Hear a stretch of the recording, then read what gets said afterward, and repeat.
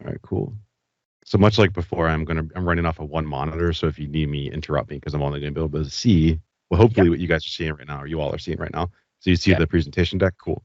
We see All the right. deck. Yeah. So we're going to talk about why storage is important to database systems and kind of give you a pretty real lightning talk introduction to what storage is and why do we care about it as database professionals. So there is my biography information, I guess, introduction. I'm Anthony Nocentino, consultant, trainer, and founder of Nocentino Systems, where I specialize in system architecture and performance. And this topic alone, I think, is so incredibly important to the performance of your database system that when I do get involved with customers, this is literally the first place that I look. And I imagine most, um, or I know, I think you were actually retweeting about something similar to this the other day, weren't you? Like we had a temp DB that was in like the hundreds of milliseconds.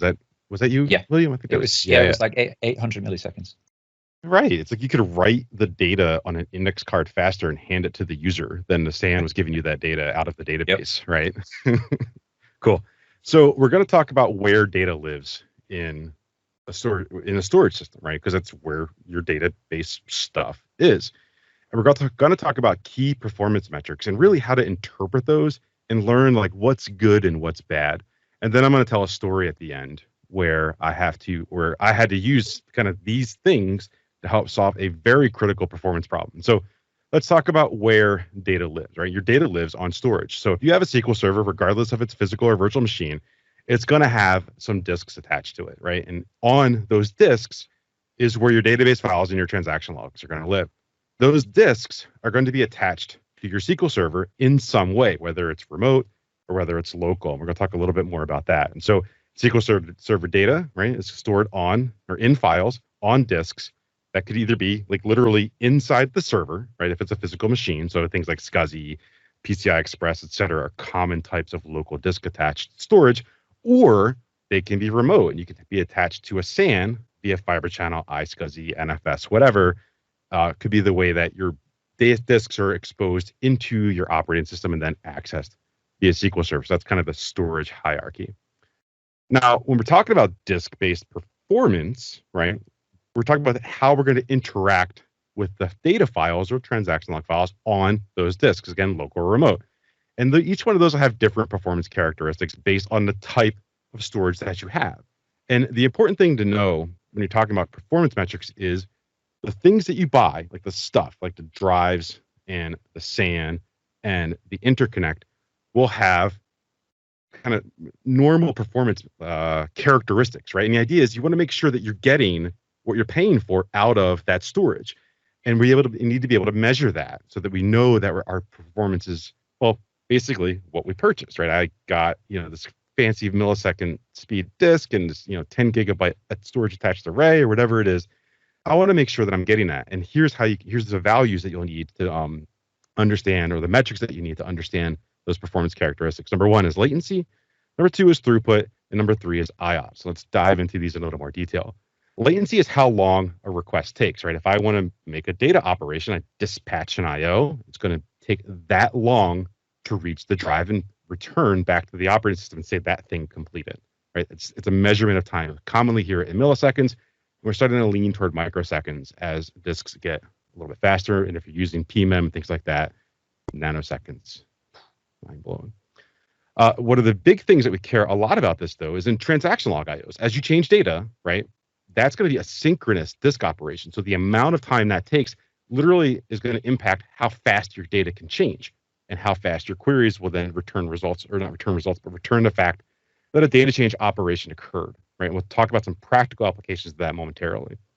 You'll also see latency numbers increase if saturation occurs, because it's going to lead to queuing, right? So maybe you're doing too much stuff, and that's probably what's happened to William with that 700 millisecond temp DB, is there's too much stuff was happening, and it just couldn't process that as fast as it could. And so that slows things down as kind of things build up. It's like literally like being in traffic on a highway. Now, throughput is the amount of data, right? Gigabytes per second, terabytes per second for some of those fancy disk arrays. And it's how much stuff you move in a time interval. And so we care about that when we're doing things like backups or data warehousing, things like that. How much data I can move. And really, that's going to be a function of the storage, the disk itself, and the interconnect, because those will have finite performance characteristics. And yeah, then type of storage used. I didn't hit the space bar fast enough. So throughput, how much stuff. Now, IOPS is the number of requests, right? How many things I'm doing, how many transactions at a disk level I'm performing against the disk subsystem, IOPS. But the size of an IOP can change based on the application. And SQL Server uses a whole myriad of IO sizes based on the type of operations that it's performing.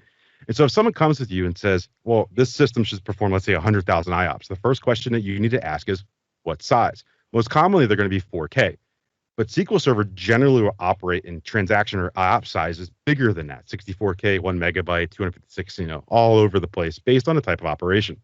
And so the reason why this becomes critical is because when we're talking about IOPS, you want to make sure that you're talking about the right value, because 100,000 IOPS at 4K is a lot different than 100,000 IOPS at 64K because of the volume of data, right? 64,000 times 100,000 is bigger, right? It's just more stuff.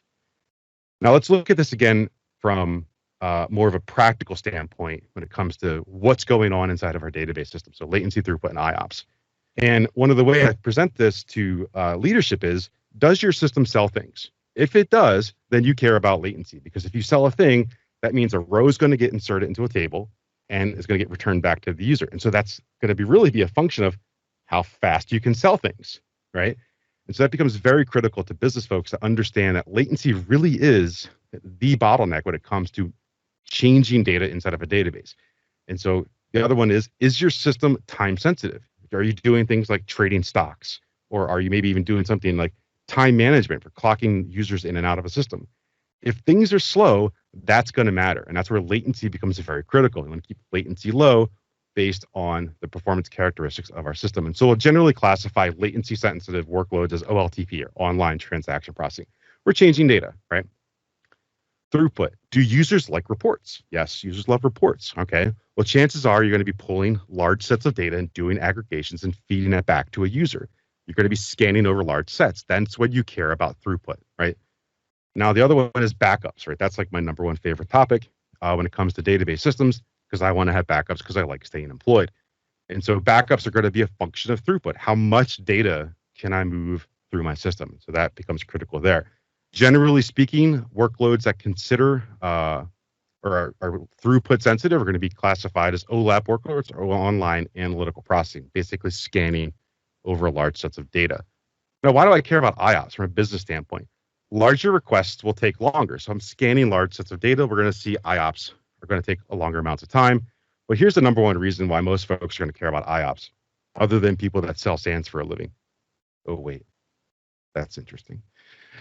It's often, if you're in the cloud, your IOPS are going to be governing the throughput of your workload. And so if you have a high IOP workload, that's going to translate into either cloud costs or storage costs that you're going to have to be concerned about. So IOPS become very important there. So let's tell a story. So a couple of years ago, a CIO of an organization, of a hospital organization, actually called me and was like, I have an application and it's really slow. It took 37 seconds for a patient data to load into their electronic medical record. And they were like, Anthony, figure out why. And so I had to go figure out why. We looked at everything. We looked at web servers, SQL servers, the hypervisors, the storage interconnects, and storage, kind of the whole stack. And my job was to make 37 seconds, not 37 seconds, right? Because 37 seconds to load a patient record in an EMR is a very bad thing when you have to make critical health decisions. So I worked with the app vendor to fix some stuff inside of the web servers. We had to go get the DBAs. We had to go get the VMware admins. We had to go get the networking team. We had to go get the storage team. All the people that kind of contribute to the success of this application, right? The owners of this part of the stack. We made some changes to the web server config, but we still had a lot of latency in the application, right? At the database level. So high file and disk latency. I'm like, much 700 milliseconds, much like, that wasn't a value, but that's the idea, is it was an exceedingly high value, similar to what William was talking about earlier.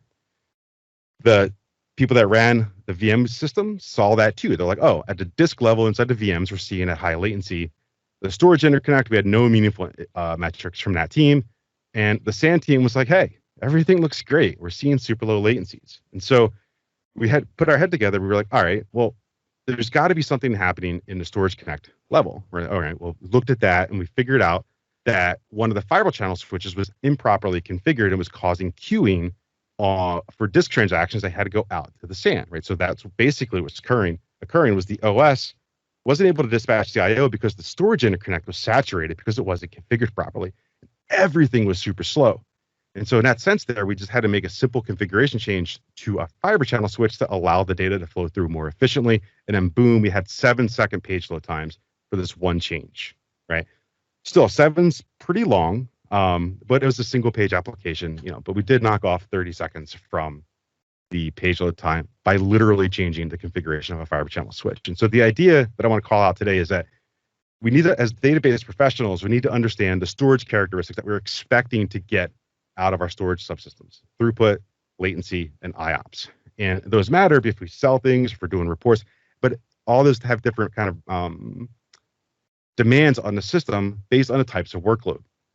And we looked at some of those key performance metrics. So, and I told a quick story about how this actually impacted a business critical workload that I had to support.